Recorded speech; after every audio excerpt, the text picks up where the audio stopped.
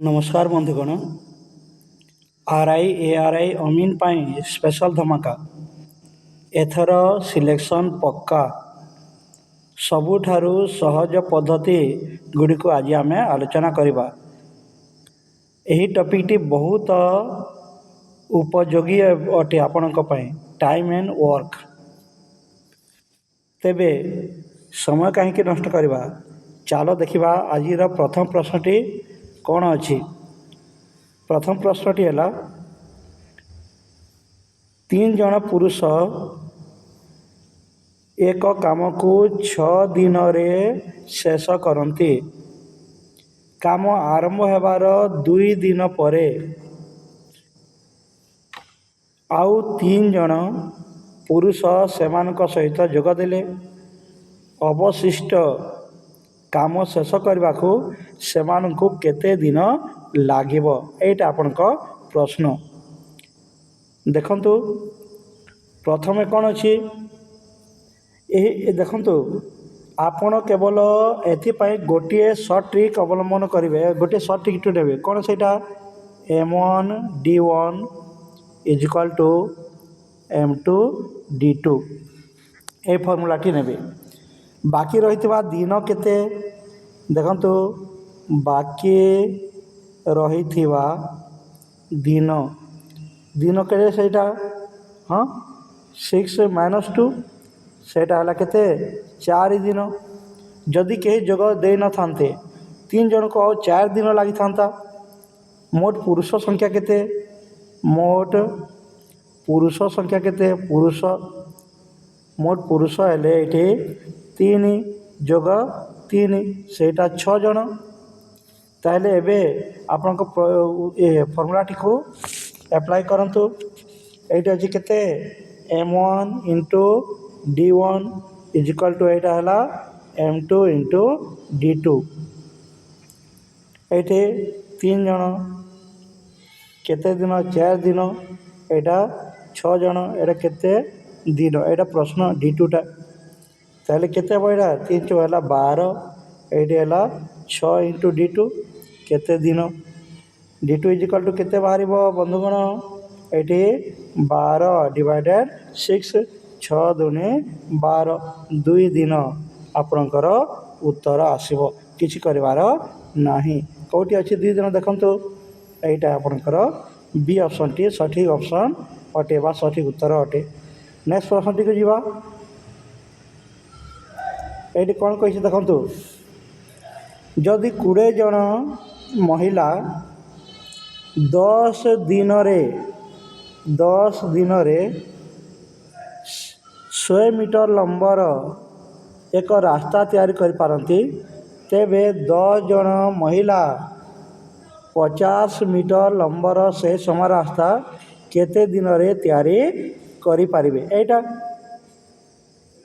आपण कौन करेंगे देखंतु, आपण को यही फर्मूलाटी मन रखा हम कौटा M1 * D1 divided W1 Etah is equal to केते M2 * D2 एटी आपणकर WT।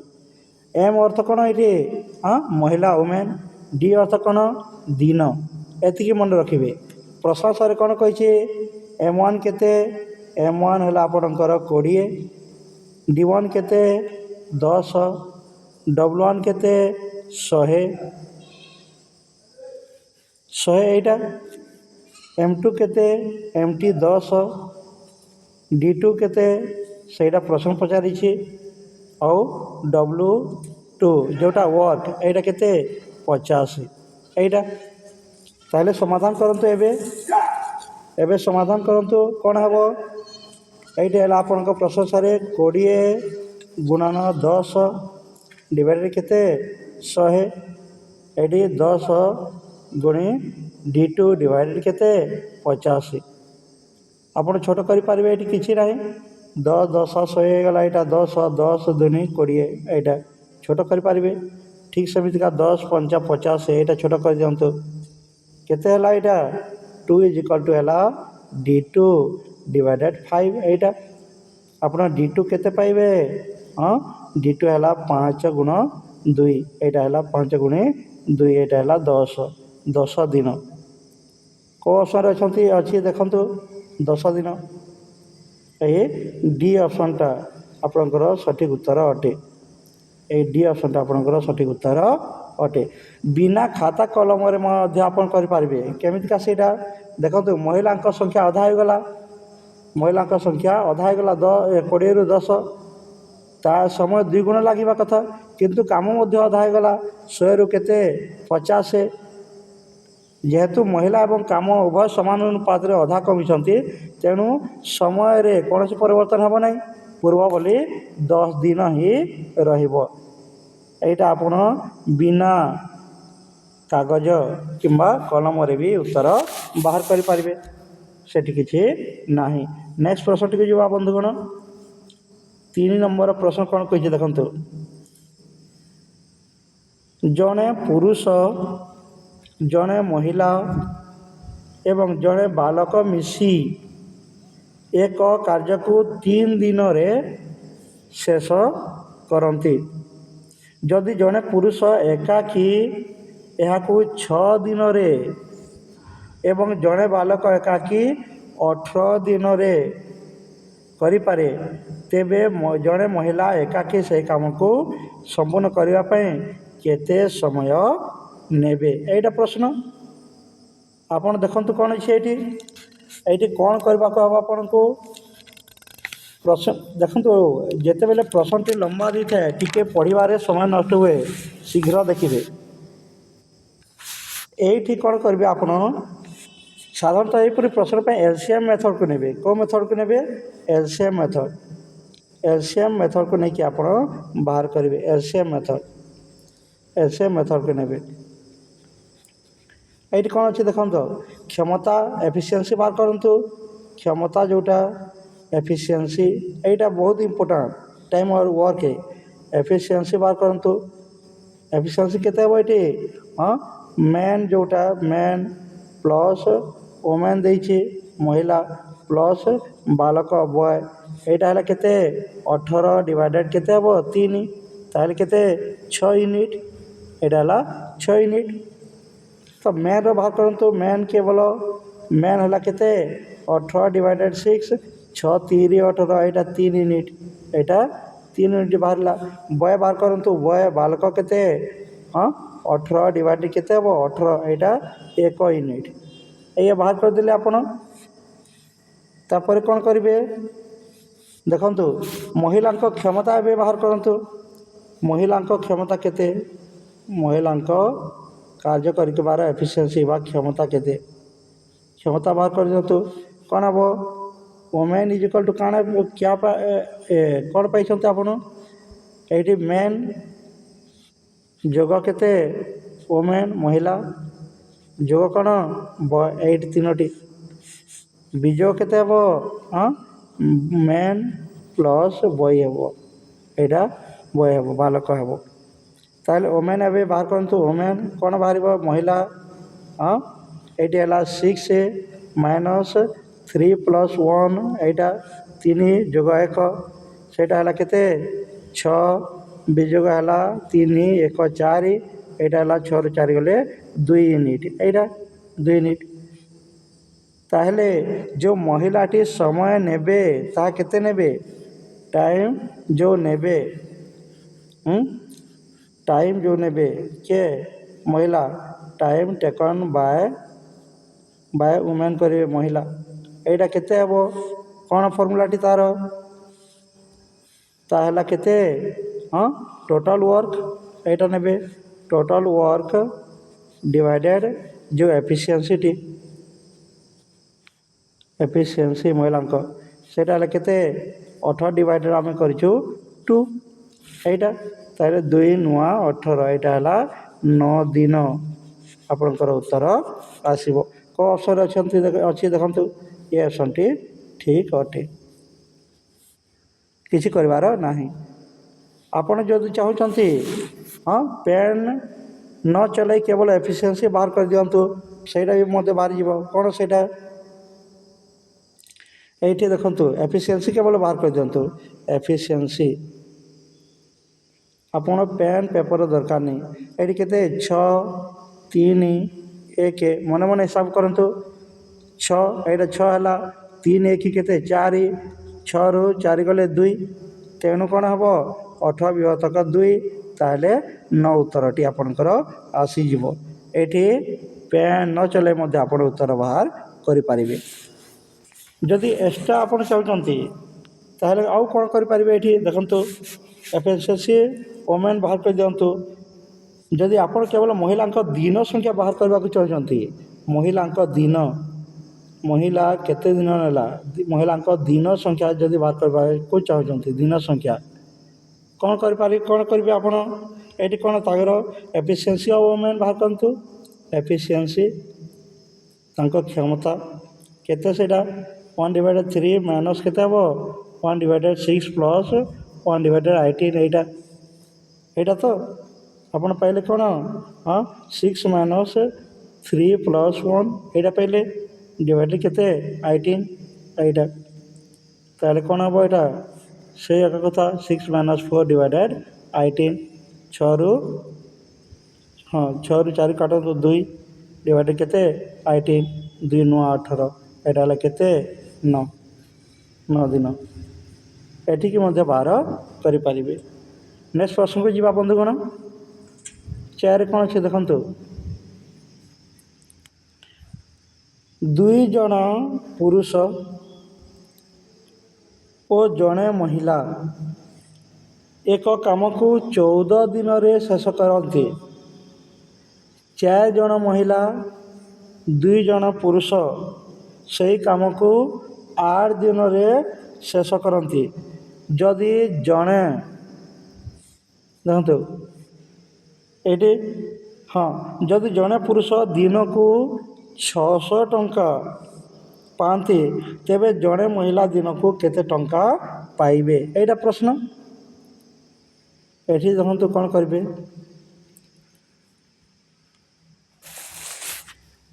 ଏଇଠି ସେଇ ଏକା କଥା ଆପଣ ଟ୍ରିକ୍ ମାଧ୍ୟମରେ ବାହାର କରିପାରିବେ, କିଛି କରିବାର ନାହିଁ। ଦେଖନ୍ତୁ ଏଇଠି ଏଫିସିଏନ୍ସି ଯଦି ବାହାର କରିବେ, ସମାନ କାମ ହୋଇଥିବାର ଏଫିସିଏନ୍ସି ସମାନ, ତାହେଲେ କ'ଣ ହେବ? ଏଇଠି ହେଲା 14 ଗୁଣନ 2 men 1 woman, ଏଇଟା ଇଜ୍ଇକ୍ୱାଲ୍ ଟୁ ହେଲା କେତେ 8 ଗୁଣନ 2 men ପ୍ଲସ୍ 4 ୱାର୍କ। ଏଇଟା ଏହାକୁ ସରଳ କରି କ'ଣ ହେବ? ଏଇଟା ହେଲା 7 କାଟି ଦିଅନ୍ତୁ ଆପଣ, 7 ଗୁଣନ 2m ପ୍ଲସ୍ 1 ୱାର୍କ ଇଜ୍ଇକ୍ୱାଲ୍ ଟୁ ହେଲା କେତେ 4 ଗୁଣନ 2m ପ୍ଲସ୍ 4 ୱାର୍କ। ଏଇଟା ପାଇଲେ। ଆପଣ କେତେ କ'ଣ କଲେ? 2ରେ କାଟିଦେଲେ, 2 7 14, 2 4 8 ଛୋଟ କଲେ, ତାହେଲେ କ'ଣ ପାଇବ? ଏବେ କରନ୍ତୁ ଇମ୍ପ୍ଲାଏ ଦ୍ୟାଟ୍ କ'ଣ ହେବ? ଏଇଟା ଟିକେ ରୁହନ୍ତୁ, କ'ଣ ପାଇଲେ? ସେଇଠି କେତେ 14m ପ୍ଲସ୍ 7 ୱାର୍କ ଇଜ୍ଇକ୍ୱାଲ୍ ଟୁ, ଏଠି କ'ଣ ପାଇଲେ 8m ପ୍ଲସ୍ 16 ୱାର୍କ, ଏଇଟା ପାଇଲେ। ଉପରେ ଦେଖନ୍ତୁ 7 ଦୁଣି 14 ହେଲା, 7 7, 4 ଦୁଣି 8 ହେଲା, 4 4 16, ଏଇଟା ତ। ତାହେଲେ ଦେଖନ୍ତୁ ଏଇଠି କ'ଣ ହେବ? ଇମ୍ପ୍ଲାଏ ଦ୍ୟାଟ୍ କରିକି କରନ୍ତୁ। 14m ମାଇନସ୍ 8m ପାଖକୁ ଆଣନ୍ତୁ। ଏଇଠି 16w ୱାର୍କ ମାଇନସ୍ 7w, ଏଇଟା ପାଖକୁ ଆଣନ୍ତୁ। ଆଣିଲେ ଏଇଠି ହେଲା 14ରୁ 8 ଗଲେ କେତେ 6m, 6ଟି, ଏଇଠି ହେଲା 9w, 16ରୁ 7 ଗଲେ 9, ତାହେଲେ mw ଇଜ୍ଇକ୍ୱାଲ୍ ଟୁ କେତେ 9/6, ଏଇଟା ତ ଛୋଟ କରନ୍ତୁ। ଏଇଟା ହେଲା 3 3 3 9, 3 ଦୁଣି 6, ଏଫିସିଏନ୍ସି ହେଲା କେତେ 3 ବିଭକ୍ତକ 2, ଏଇଟା ଆମେ କରିପାରିବା 3:2 ଏଫିସିଏନ୍ସି। ଏଇଟା ମନେ ରଖନ୍ତୁ, ମଜୁରୀ ସବୁବେଳେ ଏଫିସିଏନ୍ସି ଅନୁସାରେ ଦିଆଯାଇଥାଏ। ଯେ ଯେତେ କାମ କରିବ ସେତେ ଟଙ୍କା ପାଇବ, ସେ ଅନୁସାରେ ଏଇଟା ହୁଏ। ତାହେଲେ ପୁରୁଷର ଭାଗ କେତେ? ଏଇଠି ପୁରୁଷର ଭାଗ କେତେ 3 ୟୁନିଟ୍, ଏଇଟା 3 ୟୁନିଟ୍, କେତେ ଟଙ୍କା 600 ଟଙ୍କା। ଏଇଟା 600 ଟଙ୍କା। ତେଣୁ 1 ୟୁନିଟ୍ କେତେ ହେବ? 1 ୟୁନିଟ୍ 600 ବିଭକ୍ତ କେତେ ହେବ? 3 3 2 3 2 6 0 0 ଏଇଟା ହେଲା 200 ଟଙ୍କା। ମହିଳାଙ୍କ ଭାଗ କେତେ ହେବ? ମହିଳା କେତେ ପାଇବେ? ମହିଳାଙ୍କ ଭାଗ କେତେ ହେବ? 2 ୟୁନିଟ୍ ଅଟେ। 2 ୟୁନିଟ୍ ଏଇଟା ହେବ କେତେ? 2 × 200 ଏଇଟା ହେବ 400 ଟଙ୍କା। 400 ଟଙ୍କା କେଉଁଠି ଅଛି ଦେଖନ୍ତୁ, ସେଇଟା ଆପଣଙ୍କ ଉତ୍ତର ହେଲା। କେଉଁଟା? ଆପଣଙ୍କର ଏଟା ସଠିକ୍ ଉତ୍ତର ହେବ। ନେକ୍ସଟ ପ୍ରଶ୍ନକୁ ଯିବା ବନ୍ଧୁଗଣ। 5 ନମ୍ବର ପ୍ରଶ୍ନ କ'ଣ ଅଛି ଦେଖନ୍ତୁ। 2 ଜଣ ପୁରୁଷ ଏବଂ 1 ଜଣ ମହିଳା ଏକ କାମକୁ 14 ଦିନରେ କରନ୍ତି। 4 ଜଣ ମହିଳା 2 ଜଣ ପୁରୁଷ ସେହି କାମକୁ 8 ଦିନରେ କରନ୍ତି। ଯଦି ଜଣେ ପୁରୁଷ ଦିନକୁ 180 ଟଙ୍କା ପାଆନ୍ତି, ତେବେ ଜଣେ ମହିଳା ଦିନକୁ କେତେ ଟଙ୍କା ପାଇବେ? ଏଇଟା ପ୍ରଶ୍ନ। ଆପଣ ଠିକ୍ ସେ ଏକା କଥା କରନ୍ତୁ। ଏଇଠି କ'ଣ ହେବ ଦେଖନ୍ତୁ। କ'ଣ କଲେ? ଧରନ୍ତୁ ଜଣେ ପୁରୁଷର କ୍ଷମତା M ଏବଂ ଜଣେ ମହିଳାର W। ଏଇଟା ପ୍ରଶ୍ନାନୁସାରେ କ'ଣ କହିଛି? ପ୍ରଶ୍ନାନୁସାରେ କ'ଣ କହିଛି? ଏଇଟା ହେଲା 2M + 1W। ଏଇଟା ଗୁଣନ କେତେ? 14। ଏଇଟା ହେଲା କେତେ?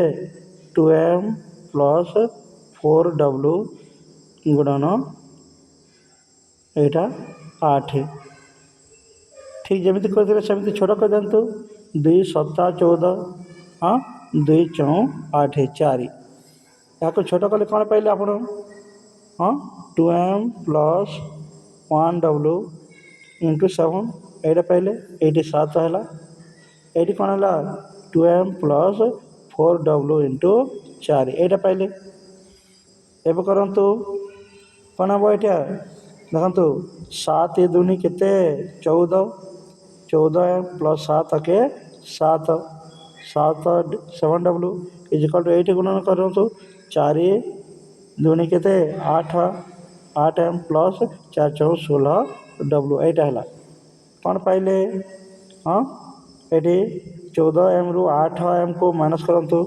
14M - 8M ଏଠି 16W - 7W ଏଇଟା କଲେ କ'ଣ ପାଇଲେ? 6M ଦେଖନ୍ତୁ 6M = 9W। ତାହେଲେ ଏଇଠି ଯଦି ଆପଣ ତା'ର ରେସିଓ ବାହାର କରିବେ କ'ଣ ହେବ? ଏଇଟା MWକୁ ବାହାର କରନ୍ତୁ। MW କେତେ ହେବ? 9/6। ଏଇଟା କାଟନ୍ତୁ। 3 3 9 3 2 6 ଏଇଟା ହେଲା 3:2 3 ଅନୁପାତ 2 ଏଇଟା ପାଇଲେ। 3 ଅନୁପାତ କେତେ ପାଇଲେ? 2 ପାଇଲେ। ଆପଣ ଏବେ ଦେଖନ୍ତୁ ଏହାର ଅର୍ଥ କ'ଣ ହେଉଛି? ମହିଳାଙ୍କ ଦକ୍ଷତାର ଅନୁପାତ ହେଉଛି 3:2। ମଜୁରୀ ହିସାବରେ 3 ୟୁନିଟ୍ ପୁରୁଷ ଆଉ ଏଇଠି ଦେଖନ୍ତୁ 2 ୟୁନିଟ୍ ଆପଣ ମହିଳା ପାଇବେ। କେତେ ଉତ୍ତର ବାହାରିବ? 3:2 ହେଲା। ଏଇଟା 3:2। ଏଇଟା 3 ୟୁନିଟ୍ ପୁରୁଷ ଆଉ 2 ୟୁନିଟ୍ ମହିଳା। 3 ୟୁନିଟ୍ କେତେ ହେବ? ଏଇଟା 3 ୟୁନିଟ୍ କେତେ? 180 ଟଙ୍କା। 1 ୟୁନିଟ୍ କେତେ ହେବ? 1 ୟୁନିଟ୍ 180 ବିଭକ୍ତ କେତେ? 3। ଏଇଟା ହେଲା 318 0 60 ଟଙ୍କା। 60 ଟଙ୍କା। ଠିକ୍ ସେହିପରିକା ମହିଳାଙ୍କ ଏଇଟା ଦେଖନ୍ତୁ। ମହିଳା ଯେଉଁଟା ସେମାନେ କେତେ ପାଇବେ? 2 ୟୁନିଟ୍ 2 ୟୁନିଟ୍ ତାହେଲେ 60 ଗୁଣନ 2 କେତେ ହେବ? 120 ଟଙ୍କା। 120 ଟଙ୍କା କେଉଁଠି ଅଛି ଦେଖନ୍ତୁ। 120 ଟଙ୍କା କେଉଁଠି ଅଛି ଦେଖନ୍ତୁ। এই অপশনটা ঠিক অপশন অটে।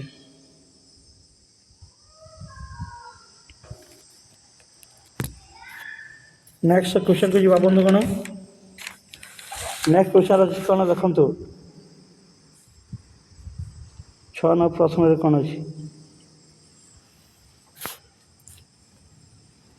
8 ଜଣ ଶ୍ରମିକ ଦୈନିକ 9 ଘଣ୍ଟା, ଦେଖନ୍ତୁ 8 ଜଣ ଶ୍ରମିକ ଦୈନିକ 9 ଘଣ୍ଟା କାମ କରି 10 ଦିନରେ 18 ମିଟର ଲମ୍ବା 2 ମିଟର ଚଉଡ଼ା ଏବଂ 12 ମିଟର ଉଚ୍ଚତା ବିଶିଷ୍ଟ ଏକ କାନ୍ଥ ତିଆରି କରନ୍ତି। ତେବେ ଦୈନିକ 6 ଘଣ୍ଟା, ଏଇଠି ଦେଖନ୍ତୁ, ତେବେ ଦୈନିକ 6 ଘଣ୍ଟା କାମ କରି 8 ଦିନରେ 32 ମିଟର ଲମ୍ବ 3 ମିଟର ଚଉଡ଼ା ଏବଂ 9 ମିଟର ଉଚ୍ଚତା ବିଶିଷ୍ଟ ଏକ କାନ୍ଥ ତିଆରି କରିବା ପାଇଁ କେତେ ଜଣ ଶ୍ରମିକ ଆବଶ୍ୟକ ହେବେ? ଏଇଟା ପ୍ରଶ୍ନ। ଏଇଠି ଦେଖନ୍ତୁ ସୂତ୍ର କ'ଣ? ଏଇଠି ଦେଖନ୍ତୁ ସୂତ୍ର କ'ଣ? ସୂତ୍ରଟି ସେଇ ଏକା।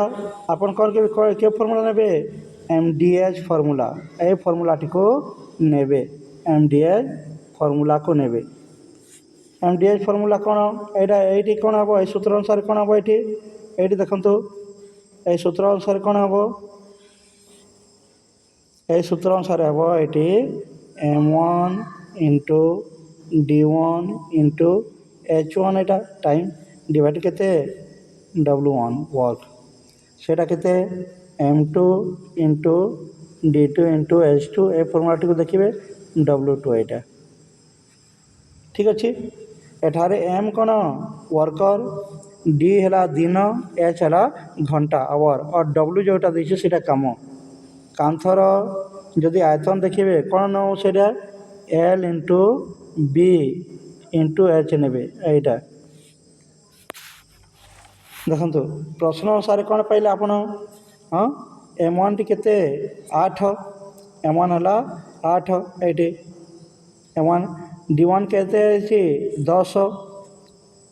H1 କେତେ ପାଇଲେ ଆପଣ? ଏଇଠି 9। ଡିଭାଇଡ଼ କରନ୍ତୁ, ଡିଭାଇଡ଼ କରନ୍ତୁ। ଦେଖନ୍ତୁ ଏଇଠି H2 କେତେ ପାଇଲେ? ଦେଖନ୍ତୁ H2 ପାଇଲେ ଆପଣଙ୍କର କେତେ? 18। ଆଉ ଟିକିଏ ଆଗକୁ ନେଇଯାଆନ୍ତୁ, ଦେଖିବେ ବଢ଼ିଆ ଭଲ ଭାବରେ ଦେଖିବେ। ଟିକିଏ ପ୍ରଥମେ ଏଇଟାକୁ ଦେଖନ୍ତୁ, ଏଇଠି M1 ଅଛି କେତେ? 8, D1 କେତେ? 10, H1 କେତେ? 9 ପାଇଲେ, W1 କେତେ? ଯେଉଁ ସବୁଟା 18 ଗୁଣନ 2 ଗୁଣନ କେତେ? 12। ଏଇଟା ତ। ତାହେଲେ ଦ୍ୱିତୀୟରେ କ'ଣ କରିବେ? এইটি M2 କେତେ? ଏଇଟା ପ୍ରଶ୍ନ ପଚାରିଛି। D2 ଦେଇଛି କେତେ? 8, H2 ହେଲା ଆପଣଙ୍କର 6, W2 ହେଲା ଆପଣଙ୍କର ସେଇ 32 ଗୁଣନ 3 ଗୁଣନ 9। ଏଇଟା ଏବେ ସୂତ୍ରକୁ ଆପ୍ଲାଏ କରନ୍ତୁ। ସୂତ୍ର ଆପ୍ଲାଏ କଲେ କ'ଣ ହେବ? ଏଇଠି 8 ଗୁଣନ 10 ଗୁଣନ 9 ଡିଭାଇଡ଼ କେତେ? 18 ଗୁଣନ 2 ଗୁଣନ 12। ଏଇଟା ସମାନ କେତେ ହେବ? ଏଇଟା M2 ଇଣ୍ଟୁ କେତେ? 8 ଗୁଣନ 6 ବିଭକ୍ତକ ହେଲା ଆପଣଙ୍କର 32 ଗୁଣନ 3 ଗୁଣନ 9। ଏଇଟା ନେବେ। ଏଇଟା ସୂତ୍ରକୁ ଆପ୍ଲାଏ କଲେ LHSରେ କ'ଣ ଦେଖନ୍ତୁ? LHS ପ୍ରଥମେ ଦେଖନ୍ତୁ, LHS ଲେଫ୍ଟ ହ୍ୟାଣ୍ଡ ସାଇଡ଼୍କୁ ଦେଖନ୍ତୁ, ବାମ ପାଖକୁ କ'ଣ ଅଛି? ଏଇଠି 8 ଗୁଣନ 10 ଗୁଣନ 9, ଏଇଟା ଯଦି ଗୁଣନ କରିବେ କେତେ ହେବ? ଏଇଟା 12 ଦୁଗୁଣୀ ହେଲା 24, 24 18 ଗୁଣ କଲେ 432। ଏଇଟା କ'ଣ ହେଲା? 10 9 90, 90 8 9 72, ତାହେଲେ 720 ବିଭକ୍ତକ ଏଇଟା କେତେ? 432। ଏଇଟା କରନ୍ତୁ, ଏଇଟା କଲେ କ'ଣ ହେବ? ଏଇଟା ହେଲା 5 ବିଭକ୍ତକ 3।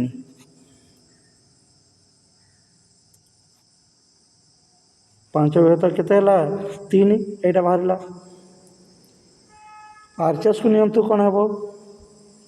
RHSକୁ ନେଲେ କ'ଣ ହେବ? RHSରେ କ'ଣ ଅଛି ଦେଖନ୍ତୁ, RHS ନିଅନ୍ତୁ। ଏବେ RHS M2 ଇଣ୍ଟୁ କେତେ? 48,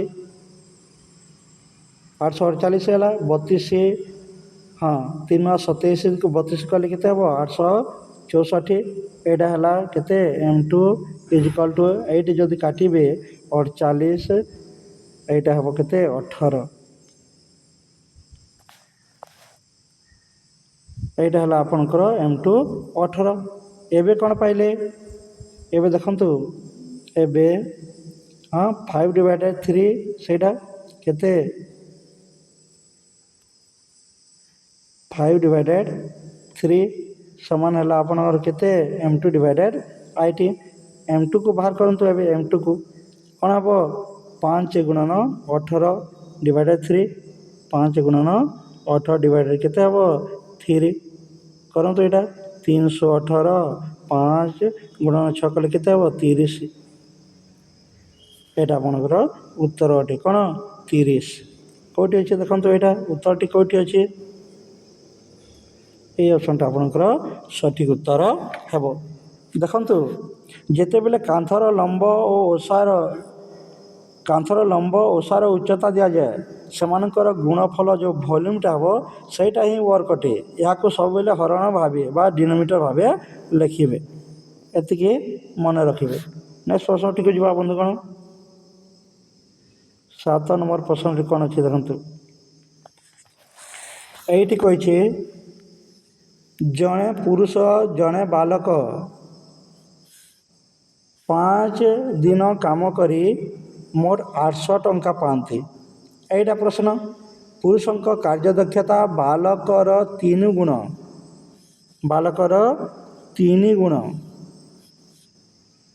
ତେବେ ବାଲକର ଦୈନିକ ମଜୁରୀ ୱେକ୍ କେତେ? ଏଇଟା ପ୍ରଶ୍ନ। ଦେଖନ୍ତୁ ମନେ ରଖନ୍ତୁ ସବୁବେଳେ କାର୍ଯ୍ୟଦକ୍ଷତା ଏଫିସିଏନ୍ସି ଯେଉଁଟା ତା ଅନୁସାରେ ହିଁ ଭାଗ ମିଳିଥାଏ, ଏଇଟା ଆମେ ଜାଣିଛୁ। ପ୍ରଥମେ ସମସ୍ତଙ୍କର 1 ଦିନ ମୋଟ ମଜୁରୀ କେତେ ବାହାର କରନ୍ତୁ। ସେଇଟା ସମସ୍ତଙ୍କ 1 ଦିନର ମଜୁରୀ, 1 ଦିନର ୱେକ୍ ମଜୁରୀ କେତେ, ସେଇଟା କେତେ ହେବ 800/5। ଏଇଠି ହେଲା 5×5 ଏଠି 30 530 0 160 ଟଙ୍କା। କେତେ ଟଙ୍କା?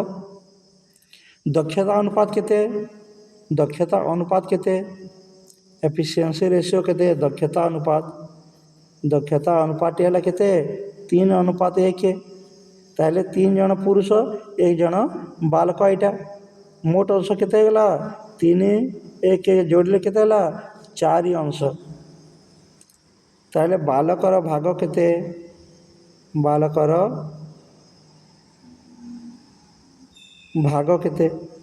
ଯଦି ବାଲକର ଭାଗ ନେବେ ଆପଣ ହେବ 1/4। ଏଇଟା ଇଣ୍ଟୁ କେତେ 160। ଏଠି କରନ୍ତୁ 4 4 16 0 ଏଇଟା ହେଲା 40 ଟଙ୍କା। ଆପଣଙ୍କର ବାଲକର ଭାଗ କେତେ 40 ଟଙ୍କା। ଆପଣଙ୍କ କେଉଁ ଅପସନରେ ଅଛି ଦେଖନ୍ତୁ 40 ଟଙ୍କା। ଏଇଠି ନାହିଁ, ସେଇଟା ଡି ଅପସନ୍ ହେବ। ଡିଟା କେତେ 40। এইটা আপনার উত্তর হব। যদি মনে মনে হিসাব করবে, যদি আপনার বিনা কাগজ কলমরে এটা করা চাহুমান কোণ করবে 800 টঙ্কা 5 দিন পাই, তেণু 1 দিন পাই কেতে হব 160 টঙ্কা। মনে মনে যদি করছেন দেখুন 800 টঙ্কাটি আপনার 5 দিন পাই অটে, 5 দিন পাই তার 1 দিন পাই কেতে 160 টঙ্কা। পুরুষ বালক ঠার 3 গুণ দক্ষ, মানে 3 ভাগ কোটা 3 ভাগ ও বালকକୁ 3 ভাগ পুরুষକୁ নেবে, 1 ভাগ বালকକୁ নেবে। মোট ভাগ কেতে 4 ভাগ। 4 ভাগটি এইটা হলা কেতে 160 টঙ্কা। তাহলে 160 হরণ কেতে 4 যদি করবে সেটা কেতে হব 40 টঙ্কা। এটা উত্তর। ଆପଣ କାଗଜ କଲମ ବିନା ବି ଉତ୍ତର କରିପାରିବେ ଏବଂ ଗୋଟିଏ ସିଟ୍ଟିଏ କନଫର୍ମ କରିପାରିବେ। ଆଗକୁ ଦେଖିବା 8ମ ନମ୍ବରରେ କ'ଣ ଅଛି। ଏ ଏବଂ ବି ଏକାଠି ଏକ କାମକୁ 6 ଦିନରେ କରନ୍ତି। 6 ଦିନରେ କରନ୍ତି। ଯଦି ଏ ଏକାକି ସେ କାମକୁ 18 ଦିନରେ କରେ, ତେବେ ବିକୁ ସେହି କାମଟିକୁ ଶେଷ କରି କେତେ ଦିନ লাগিব? এইটা ଦେଖନ୍ତୁ ଏଲସିଏମ୍ ମେଥଡ଼ ବେଷ୍ଟ ହେବ ଏହା ପାଇଁ। କେଉଁ ମେଥଡ଼ଟା? ଏଲସିଏମ୍ ମେଥଡ଼ରେ କରିବେ ଆପଣ। ଏଲସିଏମ୍ ମେଥଡ଼ରେ ଲସାଗୁ ମେଥଡ଼ଟିକୁ ନେବେ। ଏହି ପଦ୍ଧତିରେ ଭୁଲ ହେବାର ସମ୍ଭାବନା କମ୍ ଥାଏ। ଦେଖନ୍ତୁ ଏଠି ଟୋଟାଲ ୱାର୍କର ଏଲସିଏମ୍ ଦେଖନ୍ତୁ 6 ଏବଂ 18 ୟୁନିଟ୍ ଅଟେ। এইটা ଦେଖନ୍ତୁ এটি total work LCM of 6 এবং 18 यूनिट इक्वल टू केते ହେବ 18 यूनिट। এইটা ए प्लस बी ର ଦକ୍ଷତା କେତେ ଏଫିସିଏନ୍ସି ଯଦି ବାହାର କରିବେ ଦକ୍ଷତାକୁ ବାହାର କରିବେ ତାହେଲେ କେତେ ହେବ 18 ହରଣ 6 এইটা ଆପଣଙ୍କର 6 ତ 6 3 18 3 यूनिट ହେବ ଆପଣଙ୍କର 3 यूनिट। ए ର ଦକ୍ଷତା କେତେ ए ର ଏଫିସିଏନ୍ସି ବା ଦକ୍ଷତା ଯଦି ବାହାର କରିବେ ସେଇଟା ହେଲା କେତେ 18 ହରଣ 18 এইটা ହେଲା 1 यूनिट पर डे 1 यूनिट केटा এটা पर डे अटे। তাহলে বি ର ଦକ୍ଷତା କେତେ বি ର ଦକ୍ଷତାକୁ ଯଦି ଦେଖିବେ କ'ଣ ହେବ ଏ ପ୍ଲସ୍ বি এইটা ମାଇନସ୍ এইটা ତାହେଲେ ଏଠି କ'ଣ ହେଲା 3 ମାଇନସ୍ 1 3 ରୁ 1 ଗଲେ କେତେ ହେବ 2 यूनिट এইটা 2 यूनिट पर डे। ତାହେଲେ ବିକୁ ଲାଗୁଥିବା ସମୟ କେତେ ବିକୁ ଲାଗୁଥିବା ସମୟ କେତେ ସମୟ ସେ ନେବ ସମୟ ଯଦି ବାହାର କରିବେ କ'ଣ ହେବ 18 ବିଭକ୍ତକ 2 ହେଲା ଏଇଠି 2 ନୂଆ 18 ଏଇଠି 9 ଦିନ ଆପଣଙ୍କର ଉତ୍ତର ଆସିଯିବ। କିଛି କରିବାର ନାହିଁ 9 ଦିନ କେଉଁଠି ଅଛି ଯେ ଦେଖନ୍ତୁ ଏ ଅପସନ୍ଟା ସଠିକ୍ ଉତ୍ତର। କିଛି କରିବାର ନାହିଁ କେବଳ ପ୍ରାକ୍ଟିସ୍ କରିବାର ଅଛି। ନେକ୍ସଟ ପ୍ରଶ୍ନଟିକୁ ଯିବା ବନ୍ଧୁଗଣ। ଦେଖନ୍ତୁ 16 ଜଣ ଲୋକ ଗୋଟିଏ କାମକୁ ଦୈନିକ 14 ଘଣ୍ଟା କାମ କରି 12 ଦିନରେ ଶେଷ କରନ୍ତି ଏଇଟା। ତେବେ 28 ଜଣ ଲୋକ ଦୈନିକ 12 ଘଣ୍ଟା କରି ସେହି କାମଟିକୁ କେତେ ଦିନରେ ଶେଷ କରିବେ ଏଇଟା ପ୍ରଶ୍ନ। ସେ MDH ଫର୍ମୁଲାକୁ ନିଅନ୍ତୁ। କେଉଁ ଫର୍ମୁଲାକୁ MDH ଫର୍ମୁଲାକୁ ନେବେ ଏ ଫର୍ମୁଲାକୁ ନେବେ। ଦେଖନ୍ତୁ ଏହି ପ୍ରକାର ଟାଇମ୍ ଆଣ୍ଡ ୱାର୍କ ଗଣିତ ପାଇଁ ଆମେ MDH ଫର୍ମୁଲାଟି ନେଉ। କ'ଣ ଅଛି ଏଇଠି ଦେଖନ୍ତୁ ଏଇଠି କ'ଣ ହେବ M1 D1 H1 ଇଜିକାଲ୍ two M2 D2 H2 ଏ ଫର୍ମୁଲା। M1 କେତେ ଏଇଠି 16 D1 କେତେ 12 H1 କେତେ 14 ସମସ୍ତଙ୍କୁ ଗୁଣନ କରନ୍ତୁ ଏଇଟା ହେଲା M2 କେତେ M2 এইটি ଦେଖନ୍ତୁ M2 ଅଛି କେତେ 28 D2 କେତେ ସେଇଟା ପ୍ରଶ୍ନ ପଚାରିଛି D2 କେତେ ଜଣା ନାହିଁ D2 ଲେଖିବା D2 এইটি H2 କେତେ 12 ଦେଖନ୍ତୁ ଛୋଟ କରିଦେଲେ ମଧ୍ୟ ଏଇଠି 12 ଅଛି ଏଇଠି 12 ଅଛି ସମୟ ବଞ୍ଚାଇବାକୁ ଚାହୁଁଛନ୍ତି କାଟି ଦିଅନ୍ତୁ। ଏଇଠି ହେଲା 16 ଗୁଣି 14 ଡିଭାଇଡ଼ କେତେ 28 ତାହେଲେ 16 ଗୁଣି 14 28 ସେଇଠି ହେଲା 28 ଗୁଣି କେତେ D2 এইটা ଆପଣ এইটা ପାଇଲେ। ତାହେଲେ 16 ଗୁଣ 14 ଏଇ 28 କି ଏଇଠି ଆସିଲା 28 ଯଦି କରିବେ ଏଇଟା କେତେ ହେବ D2 ବାହାର କଲେ ହେଲା 16 ଗୁଣି 14 ଡିଭାଇଡ଼ 28 କରନ୍ତୁ 14 ହଁ 2 28 ଏଠି 2 8 16 8 ଉତ୍ତର ଆସିବ। ଆଉ ଟିକେ ଦେଖନ୍ତୁ ଏ ପ୍ରଶ୍ନକୁ ଯଦି ବୁଝିପାରିଲେନି ପୁଣି ଥରେ ଦେଖିଦିଅନ୍ତୁ କ'ଣ ହେବ ଏଇଠି ସମାଧାନ ସେ ଏକା କଥା କରିବେ କ'ଣ এইଠି ଲେଖିଦେଲେ କେଇଟି କେତେ M1 D1 H1 ଇଜିକାଲ୍ ଟୁ କେତେ M2 D2 H2 ଏକା କଥା ଲେଖିଲେ। ଏବେ ଦେଖନ୍ତୁ କ'ଣ କ'ଣ ଅଛି ସେଇଠି M1 କେତେ 16 D1 କେତେ 12 H1 କେତେ 14 এইଟା ଲେଖିଲେ M2 କେତେ M2 ଦେଖନ୍ତୁ 28 D2 ପ୍ରଶ୍ନ ପଚାରିଛି ସେଇଟା ଲେଖିବେ। H2 କେତେ ଆପଣଙ୍କର? ହଁ 12 ଏଇଟା ପାଇଗଲେ। ଏବେ ଦେଖନ୍ତୁ କ'ଣ କରିବେ, ଯେଉଁଟା କମନ୍ କାଟି ଦିଅନ୍ତୁ। ଏଇଠି ହେଲା 16 14, ତ 16 14 ଏଇଠି ପାଇଲେ ସମାନ କେତେ? 28 ଗୁଣନ D2। ସଫା ଦେଖନ୍ତୁ ଟିକେ, ସେଇଠି ଏକା ଜାଗାରେ ହେଇଯାଇଥିଲା। ହଁ 28 ଗୁଣନ D2 ପାଇଲେ। ଏବେ D2 ବାହାର କରିବେ। D2 କେତେ? ହଁ 16 ଗୁଣନ 14 ବିହତକ 28 ଏଇଟା, ତ 14 ଦୁଣି 28 ହେଲା, 2 ଅଷ୍ଟା 16 ହେଲା। D2 କେତେ ବାହାରିଲା? 8। ବୁଝିପାରିଲେ? ଆଗକୁ ଦେଖନ୍ତୁ ଯଦି ଆପଣ ସମୟ ବଞ୍ଚାଇବା ପାଇଁ ଚାହୁଁଛନ୍ତି, କିଛି କରିବାର ନାହିଁ, ତାହେଲେ କ'ଣ କରିବେ ଦେଖନ୍ତୁ। ଏଇଠି ଦେଖିବେ, ଏଇଠି ଦେଖନ୍ତୁ, ହଁ କୌଣସି ଫର୍ମୁଲା ଲେଖି କେବଳ ଦେଖିକି ଆପଣ କରିପାରିବେ। ଦେଖନ୍ତୁ ଲୋକ ସଂଖ୍ୟା କେତେ ଗୁଣ ବଢ଼ିଛି? 16ରୁ 28 ହେବା ଅର୍ଥ କଟାକଟି କଲେ 4:7 ହେବ। କେତେ ହେବ ଏଠି? 4:7 ହେବ। ସମୟ 12 ଘଣ୍ଟା ସମୟ ରହିଛି କି ନା? ଏଠାରେ ସିଧାସଳଖ କାଟନ୍ତୁ। 12 ଦିନ କାଟିଦେବେ, ଯେଉଁଟା କଟାକଟି କଲେ। ବାକି ରହିଲା କେତେ? 16 ଆଉ 14, ସେଇଟା କାଟିଦେଲା ପରେ ତାପରେ କେତେ ହେଲା? 28 ଆଉ D2 କେତେ ପ୍ରଶ୍ନ ପଚାରିଛି ଏଇଟା ଆମେ ଜାଣୁ। ହଁ କ'ଣ 14 ଦିନ କେତେ? 28। 16କୁ 2ରେ ଭାଗ କଲେ କେତେ ହେବ? 8 ମିଳିଯିବ। ସିଧାସଳଖ ଆମକୁ ଉତ୍ତର ଆସିଯିବ 8। ଟାଇମ୍ ଯଦି ସେଭିଂ କରିବାକୁ ଚାହୁଁଛନ୍ତି, ତାହେଲେ ଏହି ହିସାବ ଗୁଡ଼ାକ କାଲକୁଲେସନ୍ରେ ସ୍ପିଡ଼୍ କରିବେ, କାଲକୁଲେଟର୍ ଭଳି। ନେକ୍ସଟ ଆଜିର ଶେଷ ପ୍ରଶ୍ନଟିକୁ ଦେଖିବା ବନ୍ଧୁଗଣ, କ'ଣ ଅଛି ଦେଖନ୍ତୁ। ଏକ କାର୍ଯ୍ୟକୁ ଶେଷ କରିବା ପାଇଁ Aକୁ Bକୁ ଏବଂ Cକୁ